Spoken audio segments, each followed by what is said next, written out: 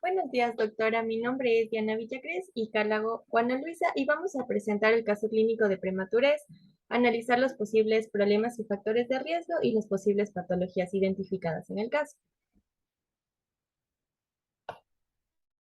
Bueno, en nuestro caso se refiere a una madre soltera de 24 años que se presenta con labor de parto secundaria a un desprendimiento placentario que compromete el bienestar fetal, por lo cual se realiza una cesárea de emergencia.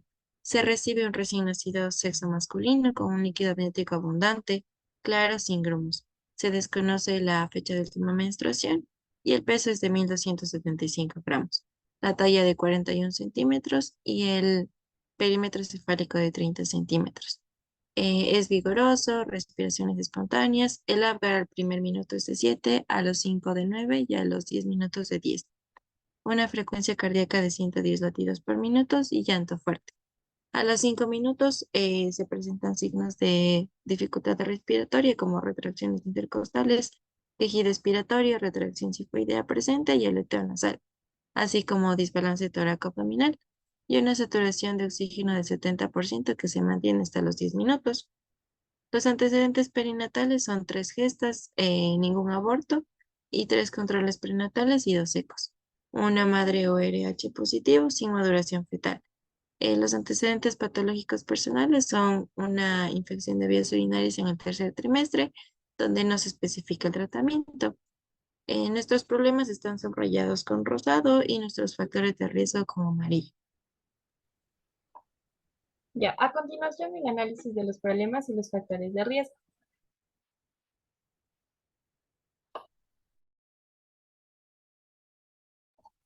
Ya, el primer problema que identificamos fue un desprendimiento de placenta.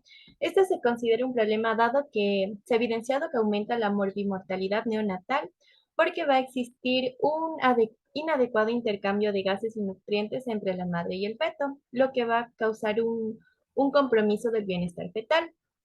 Otro problema que identificamos es una cesárea de emergencia. Bueno, la cesárea en sí es un factor predisponente a que el neonato pueda desarrollar varios problemas respiratorios. ¿Por qué? Porque cuando realizamos una cesárea va a haber una menor exposición a catecolaminas y esta menor exposición va a hacer que haya un menor intercambio de los canales de cloro por los canales de sodio. Y al existir una menor cantidad de estos canales de sodio va a haber una menor reabsorción de líquido a nivel pulmonar. De igual manera, la cesárea no va a tener este paso del neonato a través del canal vaginal, lo cual no va a hacer que tengamos una flexión del neonato, no aumente la presión intraabdominal ni la presión torácica y no hay una expulsión de líquido a través de la nariz y la boca. El tercer problema que identificamos es el volumen de líquido amniótico. El volumen de líquido amniótico va a variar con la edad gestacional. Aproximadamente al inicio del embarazo vamos a tener 30 mililitros, a la semana 16 vamos a tener 200 mililitros, a la semana 34 800 mililitros y a partir de la semana 40 va a haber una reducción desde el 8%. En nuestro caso se menciona que el líquido amniótico es abundante, por lo cual lo podemos relacionar con la prematurez. De igual manera, menciona que el líquido amniótico no tiene grumos y los grumos es una manifestación de que es un líquido amniótico maduro, por lo cual es otro indicativo de que es un parto prematuro.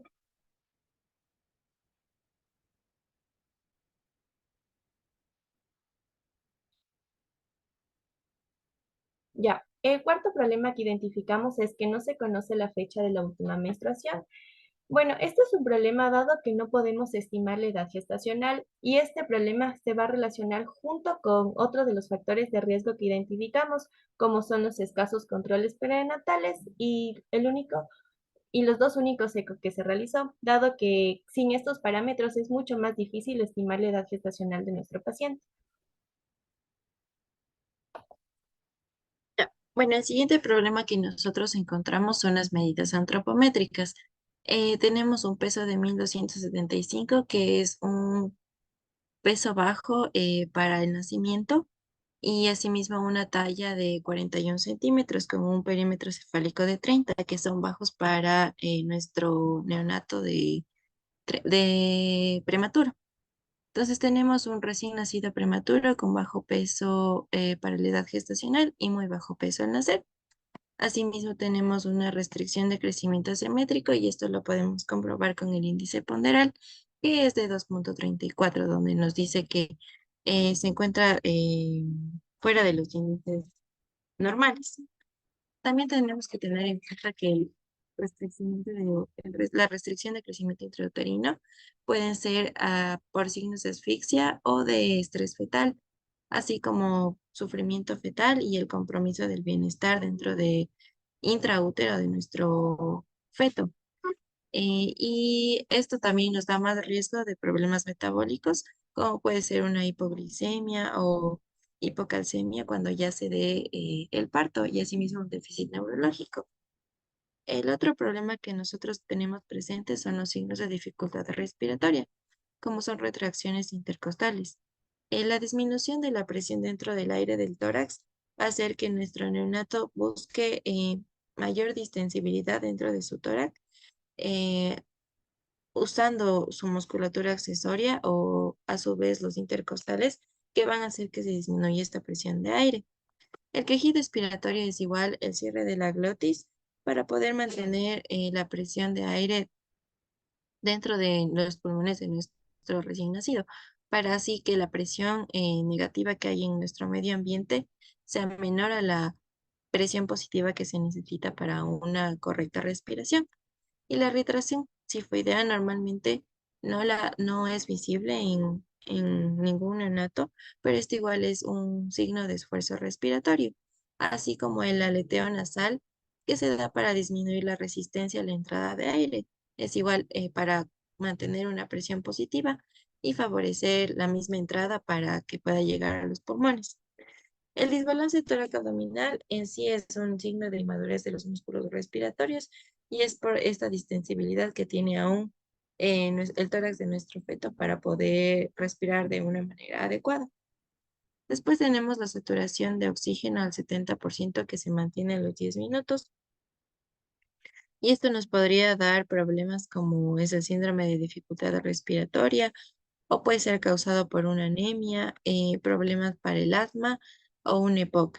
Asimismo, como la deficiencia del oxígeno, demuestra la deficiencia del oxígeno en la sangre eh, y la insuficiente relación oxígeno-perfusión para poder mantener una adecuada saturación a nivel tisular.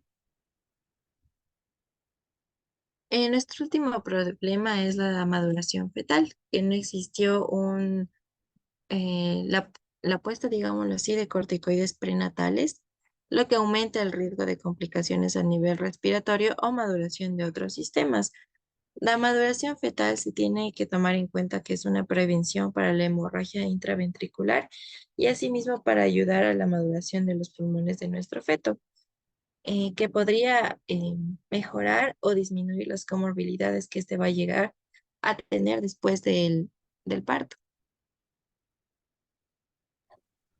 Ya. El primer factor de riesgo que identificamos son los escasos controles y ecos prenatales.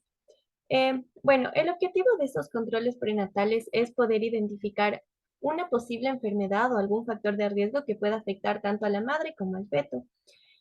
Por ello, la OMS recomienda que se realice mínimo 8 controles prenatales. El primero a la semana 12, de ahí a la semana 20, a la semana 26, a la semana 30, a la semana 34, a la semana 36, semana 38 y la semana 40. Asimismo, los ecos prenatales, como en este caso, se tiene una FUM desconocida. Nuestra guía sería el eco del primer trimestre, que es el más certero para poder dar una edad gestacional adecuada. Sin embargo, en la información de nuestro caso no contamos con los ecos, o sea, no sabemos de qué trimestres son estos ecos, por lo que sí es importante la educación a la madre de saber guardar estos controles y hacerse los controles mínimos prenatales para evitar mayor comorbilidad. Después, nuestro último factor de riesgo es la infección de vías urinarias en el tercer trimestre. Este es un factor de riesgo porque aumenta en la ruptura prematura de membranas. Esto quiere decir infecciones intraútero e infecciones para nuestro feto. Asimismo, nos puede dar un parto prematuro y hacer que nuestro niño tenga complicaciones de sepsis al momento de nacer, ya que esta ruptura prematura de membranas nos predispone a infecciones si es que no son bien tratadas o se deja a varias horas antes del parto.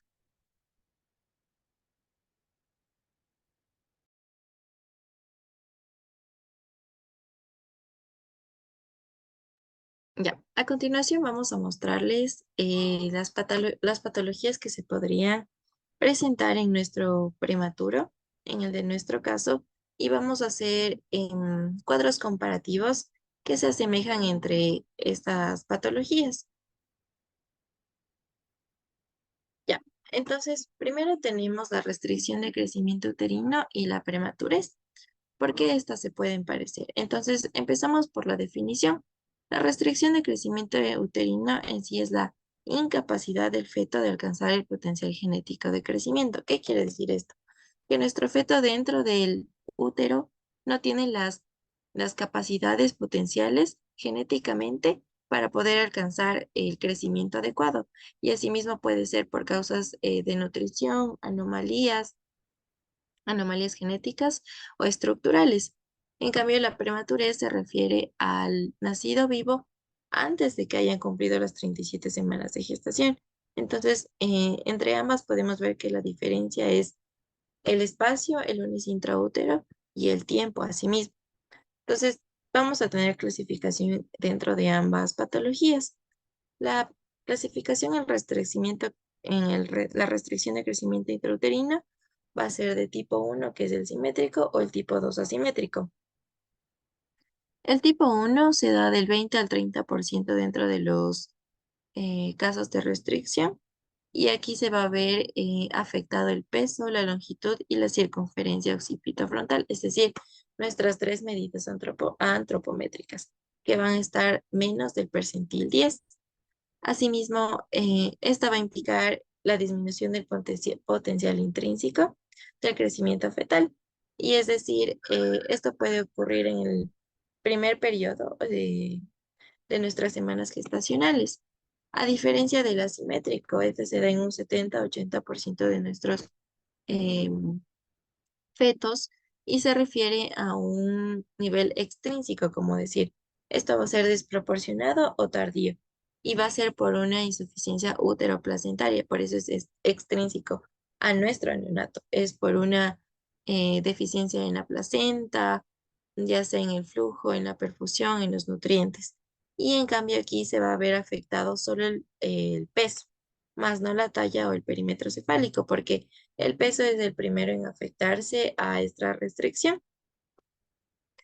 Entonces encontramos un índice ponderal bajo y aspectos de desnutrición. Tal vez se podrían llegar a ver un poco afectadas las dimensiones cefálicas, pero esto sí es que ya es una bastante tardío lo que se llega a encontrar la restricción.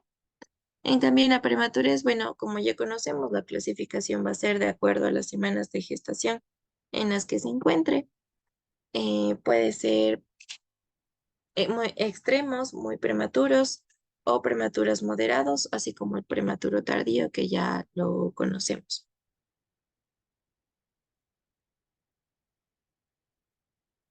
Aquí podemos ver cómo es el crecimiento apropiado de un feto dentro del útero. Este es un simétrico, como podemos ver, no se ve una simetría total de nuestro feto, sino pequeño en todas sus dimensiones. Y asimétrico aquí, obviamente se ve el perímetro cefálico más grande porque el peso es el primero en verse afectado. Entonces eso se va a ver más disminuido. Ya, bueno, tenemos las causas para cada una y en el tipo 1 van a ser usualmente las anomalías cromosómicas en un 25%, infecciones fetales como ya dijimos que puede ser por una infección de vías urinarias que la madre haya tenido durante el parto, la gestación, perdón. Los síndromes hereditarios, como ya sabemos, trisomías y los sí, el índice ponderal dentro de este tipo va a ser normal. En cambio, en el extrínseco, en el tipo 2 va a ser, como ya les dije, extrínseco a esto. La placenta, malnutrición, abuso de sustancias o enfermedades crónicas de la madre, como puede ser hipertensión, anemia, diabetes mellitus. En cambio, en la prematurez vemos embarazos múltiples, las infecciones y las enfermedades crónicas. Estos también pueden ser causa. La presencia de infecciones, vaginosis, marcadores inflamatorios elevados. En el líquido amniótico nos van a demostrar infecciones. En cambio, en cuanto a la fisiopatología de la restricción de crecimiento, bueno, esta se va a ver el deterioro en la salud materno-fetal. Como ya vimos, mucho tiene que ver el traspaso de nutrientes a través de la placenta. Y esto se va a dar cuando la placenta, la circulación materna y fetal se ven afectadas. Ya puede ser por una vasoconstricción, por una hipertensión, por excreción de los productos de desecho, ya sea esto por una eliminación inadecuada y asimismo por un intercambio de nutrientes inadecuados, es decir, que no hay una correcta absorción por parte de nuestro feto. Y asimismo tenemos la fisiopatología de nuestro prematuro, que en sí va a ser basado en dos aspectos, digámoslo así, que es inmadurez y hipoxia. Esto va a ser por el acortamiento gestacional, obviamente va a salir antes de nuestras 40 semanas, que son las indicadas, y la ineficacia de la adaptación respiratoria postnatal. Es por eso que nuestro prematuro tiene varios problemas al nacer, porque no se encuentra lo maduramente em, preparado para esta vida postnatal. ¿Y por qué se da en sí la prematurez? Bueno, puede ser por una supresión del oxígeno transplacentaria, lo que impide el bienestar de nuestro feto, ya sé que este ya necesita salir de una forma prematura. Y asimismo afecta el paso de sangre adecuada a nuestro feto para que éste pueda seguir manteniendo su bienestar fetal dentro del útero. Bueno, tenemos pronósticos diferentes para cada caso. En este caso del pronóstico para la restricción de crecimiento, siempre va a ser un proceso de adaptación fetal, pero mientras más temprano sea que se descubre esta restricción, va a ser mm, un mejor pronóstico, diciéndolo así. Y asimismo las secuelas o las consecuencias que tiene este va a ser mejor tratada porque se va a conocer el manejo postnatal de este bebé. Y asimismo en la prematurez se ha visto que la tasa de supervivencia de un prematuro de menos de 29 semanas es bastante alta, del 80%. Dentro de nuestro país también se ve que los neonatos de menos de 24 semanas tienen una supervivencia de al menos un 30%, pero por suerte las estadísticas demuestran que los prematuros que se dan en nuestro país son de prematuros moderados, por lo que tienen una alta supervivencia. Y las complicaciones, bueno, a largo plazo puede ser un menor coeficiente intelectual, problemas de aprendizaje, conducta, discapacidades neurológicas, comorbilidades. En la restricción, en la prematurez en sí tenemos, como ya conocemos, el síndrome de dificultad respiratoria, una bronco, una, sí, una displasia broncopulmonar y una neumonía o septicemia.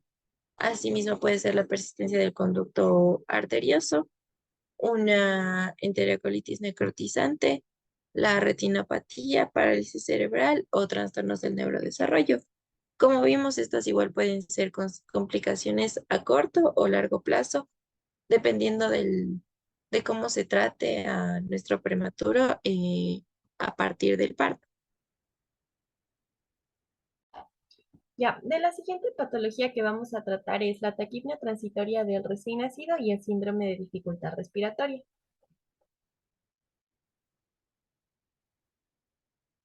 Ya, Para comenzar a definir qué es la taquimia transitoria del recién nacido, este también se conoce como síndrome de distrés respiratorio tipo 2 y es un síndrome de dificultad respiratoria benigno y limitado, dado que va a desaparecer a las 72 horas y generalmente va a ocurrir en los recién nacidos términos o prematuro tardíos. Mientras que el síndrome de dificultad respiratoria también se denomina como enfermedad de la membrana hialina o síndrome de distrés respiratorio tipo 1. Y para considerarse un síndrome de dificultad respiratoria se tiene que cumplir con ciertos criterios. El primero es que tenga una presión de oxígeno menor a 50 miligramos de mercurio o una cianosis central con aire ambiental o que tenga la necesidad de oxígeno complementario para mantener una presión de oxígeno mayor a 50 milímetros de mercurio. Y la segunda característica es que tenga una imagen característica en la radiografía en las primeras 24 horas de vida. De igual manera, la fisiopatología de esta enfermedad va a ser diferente. Ya. De igual manera, la fisiopatología en estas dos enfermedades es muy diferente.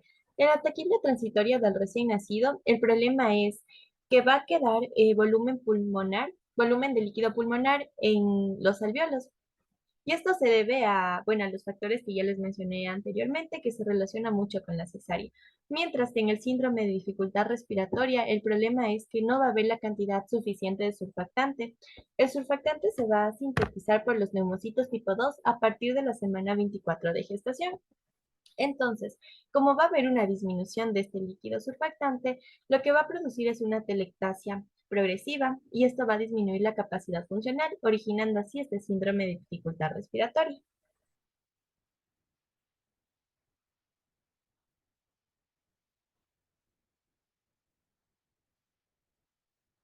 Ya. Dentro de los factores de riesgo de la taquimia transitoria del recién nacido se asocia con parto por cesárea, con sexo masculino, antecedentes de asma, prematuridad, macrosomía y un trabajo de parto prolongado. Mientras que en el síndrome de dificultad respiratoria encontramos prematuridad, igual manera sexo masculino, asfixia perinatal, diabetes materna y cesárea sin trabajo de parto. En la presentación clínica de la taquimia transitoria del recién nacido, se dice que esta taquimia puede ocurrir poco después del nacimiento o en las primeras 6 horas de vida por esta presencia de líquido pulmonar. También se asocia a una dificultad respiratoria leve a moderada y es autolimitada. Esta es la parte característica para poder diferenciar entre los dos trastornos. También vamos a tener gruñidos, aleteo nasal, restricciones intercostales, pero estas van a ser mínimas. Igual vamos a tener la presencia de un tórax en barril y esta se caracteriza porque va a haber una disarmonía entre la parte torácica y abdominal, originando este aspecto del tórax. También se asocia con taquicardia, sin embargo la presión sanguínea va a estar normal, mientras que en el síndrome de dificultad respiratoria se asocia con el síndrome que aparece dentro de las primeras horas de vida. En cambio aquí la dificultad respiratoria va a ser de moderada a grave. Vamos a tener taquipnia, aleteo nasal, restricciones costales, sin embargo estas van a ser más notorias que en el anterior síndrome. También tenemos cianosis, palidez, desinterés por la alimentación y letargo. El diagnóstico para ambas enfermedades van a ser clínicos, sin embargo, podemos tener características radiológicas que nos ayudan a identificarlos.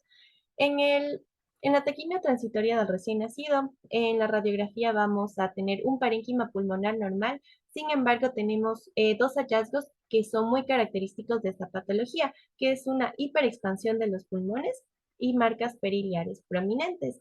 Mientras que en el síndrome de dificultad respiratoria vamos a tener un patrón característico que es bronconodular, que se caracteriza por ser un aspecto de vidrio despulido y también broncogramas aéreos.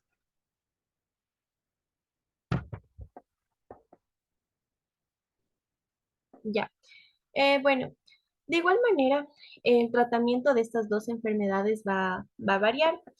En la taquimia transitoria del recién nacido vamos a tener un tratamiento preventivo, el cual es la maduración pulmonar. Esto se puede realizar con corticoides como betametasona o dexametasona. Esto se recomienda que se apliquen dentro de las primeras 24 a 7 días antes del parto. No existe todavía una evidencia que diga que si pasa este tiempo se tiene que repetir la dosis. O sea, eso está todavía en discusión. No se sabe todavía bien los beneficios. Dentro de las medidas generales encontramos que se tiene que tener un ambiente térmico neutro, la nutrición. Hay que tomar mucho en cuenta el número de respiraciones que va a tener el neonato por minuto. Si tiene mayor a 60 respiraciones por minuto, no se puede administrar vía oral, sino que se tiene que usar una sonda nasogástrica. Mientras que si las respiraciones por minuto son mayor a 80, se tiene que utilizar una alimentación intravenosa. De igual manera, hay que tener una restricción de líquidos y una oxigenoterapia, que puede ser empleada por el uso de cánulas para mantener la saturación entre 90 y 95%. Ya, en el síndrome de dificultad respiratoria, el tratamiento de igual manera va a ser preventivo. Vamos a tener la maduración pulmonar con betametasona y dexametasona, de igual de las 24 horas a 7 días antes del parto. Dentro de las medidas generales encontramos un ambiente térmico neutro. De igual manera, tomar en cuenta los aspectos que ya les mencioné de la frecuencia respiratoria y mantener una hidratación adecuada. Sin embargo, no hay que tener una sobrehidratación, ya que hay un riesgo de edema pulmonar. Lo que aquí se emplea es el CPAP, que es la presión positiva de la vía aérea. Y para saber cuánto tenemos que administrar, hay que tomar en cuenta los requerimientos de FIO2. Si tenemos una FIO2 menor al 0.4 y no tenemos apnea, podemos continuar con este CPAP, mientras que si los requerimientos de FIO2 van a ser mayor a 0.4 y tenemos apnea, aparte de este CPAP, tenemos que utilizar un surfactante exógeno. Esto es por vía endotraqueal. Ya, bueno, otra patología que podemos tener dentro de nuestro prematuro puede ser la hemorragia ventricular, que se va a hacer diferencia con intraventricular, que se va a hacer diferencia con la hipoglicemia.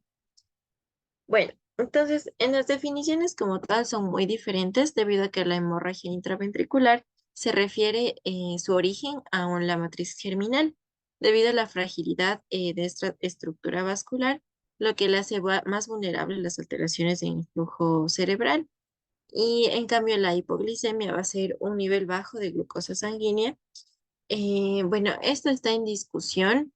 Según las diferentes academias, no hay una definición como tal para la hipoglicemia, porque no se tiene un criterio numérico, como decirlo así, para poder decir de este valor es hipoglicemia, sino que varía mucho de acuerdo a la bibliografía.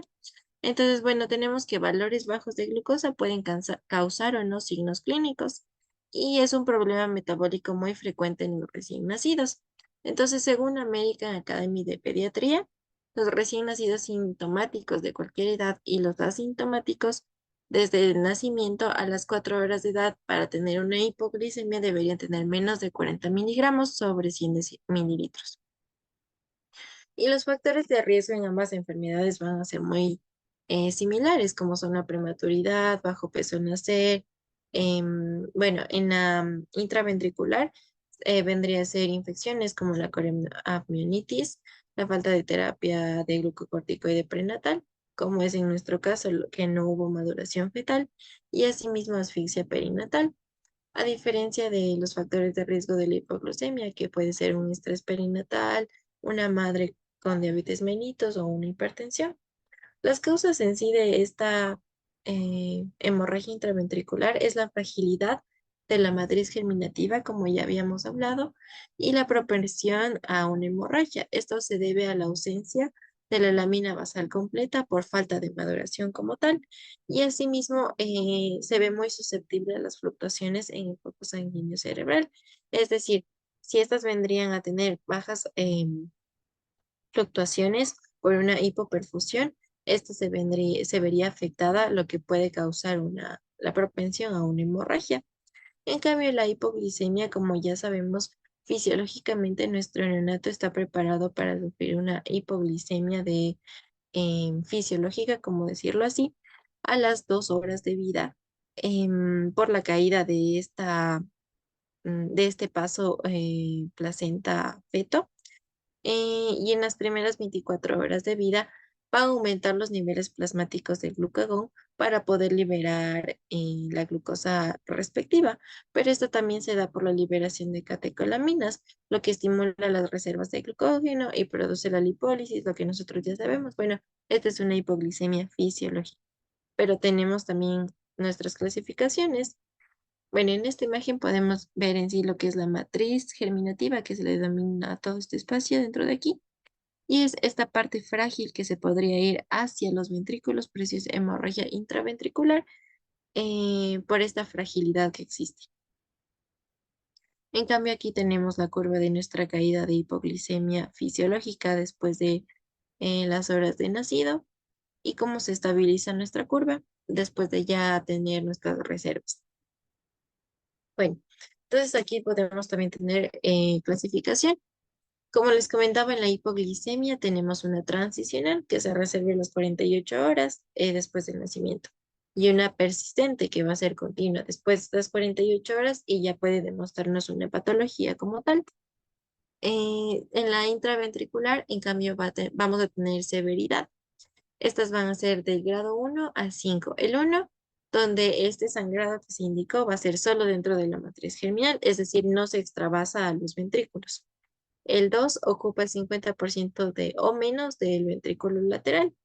El 3 al 4 ocupa más de este 50% de los ventrículos y el 5 ya es un infarto hemorrágico, es decir, ya es una hemorragia importante que ya va a ser periventricular y ipsilateral, es decir, de los dos ventrículos. Las manifestaciones clínicas en realidad son muy parecidas.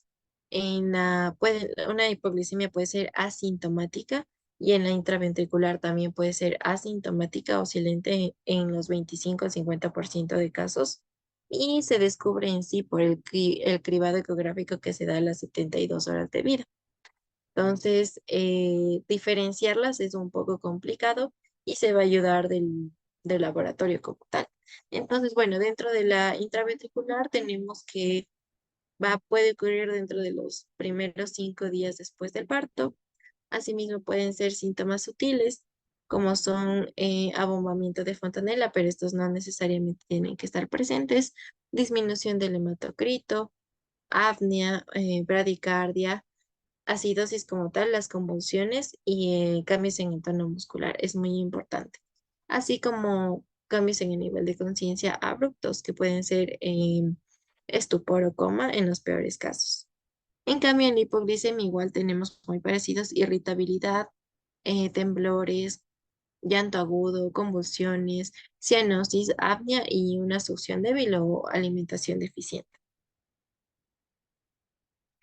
Dentro de nuestro diagnóstico, esto es lo que nos va a ayudar a diferenciar un poco que la hipoglicemia se va a confirmar por el nivel de la glucosa en sangre, que se determina por las tiras de glucosa o en el laboratorio, que como ya dijimos va a depender mucho de la academia que se esté leyendo, que puede ser de menos 45 miligramos o menos 40, y donde puede o no aparecer síntomas.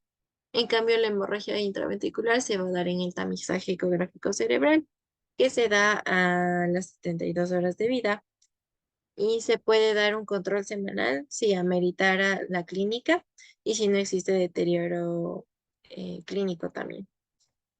Y el tratamiento como tal, bueno, difiere mucho porque en la hemorragia intraventricular no tenemos un tratamiento como tal, más bien tomar las medidas preventivas para evitar que se presente la patología como tal. Y dentro de la hipoglicemia sí tenemos, y el objetivo es mantener la normoglucemia. ¿Cómo lo hacemos? Esto va a depender mucho si es una transitoria o una persistente. En la transitoria se dice que se ha logrado eh, este mantenimiento de normoglucemia por la alimentación como tal. Esto va a ayudarnos a mantener la glucosa. En cambio, en la persistente ya va a tener que ver los líquidos basales de nuestro bebé, líquidos totales y la infusión de glucosa en dextrosa de acuerdo a las necesidades. Se debe tomar en cuenta la medición de la glucosa cada 1 a 2 horas para mantener vigilado y ver cómo se aumentan o se disminuyen estos niveles de glucosa. Y la prevención. Bueno, es importante, como ya dijimos en un inicio, los corticoides prenatales, porque estos son una gran ayuda para evitar la hemorragia intraventricular. Se ha visto que el clampeo retrasado del cordón de 30 a 60 segundos y el transferir a una unidad médica especializada, es decir, de un segundo o tercer nivel dentro de nuestro medio, que sepan manejar recién nacidos prematuros. Y dentro de la hipoglicemia en sí es control prenatal en grupos de riesgo. Es por eso que los controles prenatales son importantes dentro de nuestra gestación para poder evitar este tipo de comorbilidades, en especial en una madre diabética. Y asimismo se recomienda iniciar la alimentación precoz en las 2 primeras horas de vida para evitar una hipoglicemia sintomática. Ya, las últimas patologías a tratar es la hipotermia y la hipocalcemia.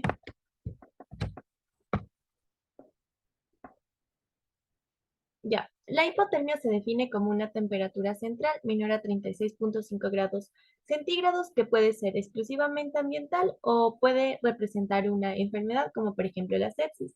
Hay que tomar en cuenta que esto puede ocurrir dentro de las 12 a 72 horas después del nacimiento. Sin embargo, donde hay un mayor riesgo de que descienda más esta temperatura, ocurre al nacer si no tenemos estas protecciones térmicas adecuadas.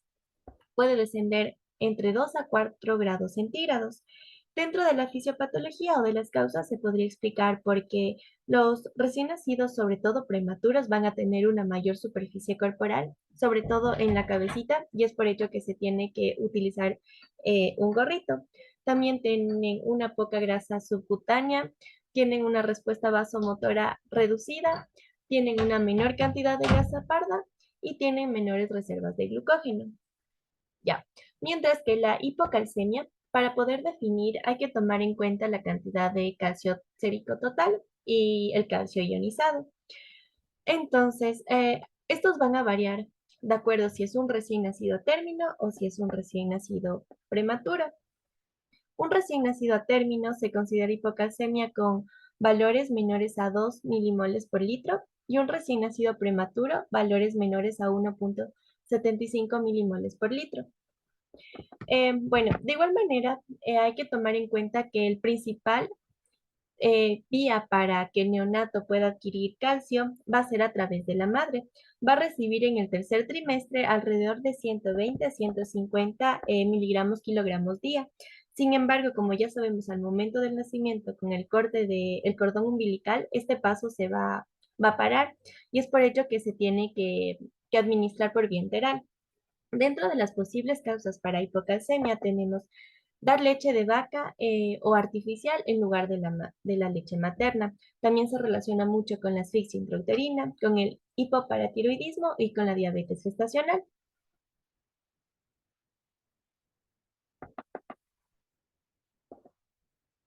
Ya, dentro de los factores de riesgo para la hipotermia tenemos un parto por cesárea, la hipertensión materna y una sala de parto sin una temperatura adecuada. La bibliografía menciona que esta se tiene que mantener entre 24 a 26 grados centígrados aproximadamente. Dentro de los factores de riesgo para hipocalcemia está un estrés perinatal, diabetes gestacional, restricción de crecimiento intrauterino, hipomagnesemia e hipoparatiroidismo materno. Ya, en la hipotermia, las manifestaciones clínicas van a ser una cianosis central o acrocianosis. También el cuerpo de bebé va a estar frío al tacto, las respiraciones van a ser irregulares o incluso puede presentar apnea. También puede presentar una intolerancia a la alimentación, distensión abdominal, bradicardia, una mala perfusión periférica, una disminución de la actividad, letargia e irritabilidad. Mientras que las manifestaciones clínicas de la hipocalcemia va a depender a qué momento se presenta. Si es un inicio temprano, es decir, la primera semana de nacido, vamos a tener apnea, estridor, irritabilidad, nerviosismo, temblores o hiperreflexia, clonus, tétanos, convulsiones. Mientras que si es un inicio tardío, es decir, cualquier momento después de la primera semana de vida, vamos a tener letargo, apnea, intolerancia a la alimentación, distensión abdominal, una desmineralización ósea y también se puede asociar con fracturas. ¿Cuál es el diagnóstico de estas dos enfermedades? Bueno, de la hipotermia, el diagnóstico se basa igualmente en las manifestaciones clínicas y en la toma de la temperatura. Como recordamos, esta tiene que ser menor a 36,5 grados centígrados. Y el diagnóstico de la hipocalcemia se va a basar en la clínica y también en los valores séricos. Ya. Dentro del tratamiento de la hipotermia, se recomienda recalentar a un ritmo de 1 centímetro hora, excepto en los recién nacidos que tienen un peso menor a 1.200 gramos, que tengan una edad gestacional menor a 28 semanas o que la temperatura sea menor a 32 grados centígrados. Bueno, se puede emplear varios mecanismos para elevar la temperatura. Entre ellos está la incubadora, la cuna radiante y el método canguro. Este método canguro establece que hay que poner en contacto, o sea, piel a piel entre el bebé y la madre. El bebé tiene que estar entre los senos de la madre y debajo de la ropa, para así evitar esta pérdida de calor y ayudar a mantener una temperatura adecuada. Ya, el tratamiento para la hipocalcemia va a depender. Igualmente, si es agudo, aquí cabe recalcar que solo se tiene que administrar cuando es sintomático, es decir, que cuando nuestro neonato tenga episodios de apnea, convulsiones o una insuficiencia cardíaca con arritmia. La dosis que se recomienda es de 100 a 200 miligramos kilogramos de gluconato de calcio al 10%, administrar de forma lenta por vía intravenosa durante 15 a 20 minutos. Y es importante siempre una monitorización cardíaca. Para un tratamiento de mantenimiento, se recomienda para los recién nacidos que tengan una ingestión enteral limitada o que dependa la ingestión parenteral de calcio. Aquí se recomienda una dosis de 20 a 60 miligramos kilogramos día de calcio elemental. Junto con el calcio también se recomienda la administración de complementos de vitamina D en una dosis de 400 unidades internacionales al día. Ya, y estas son nuestras referencias bibliográficas. Gracias.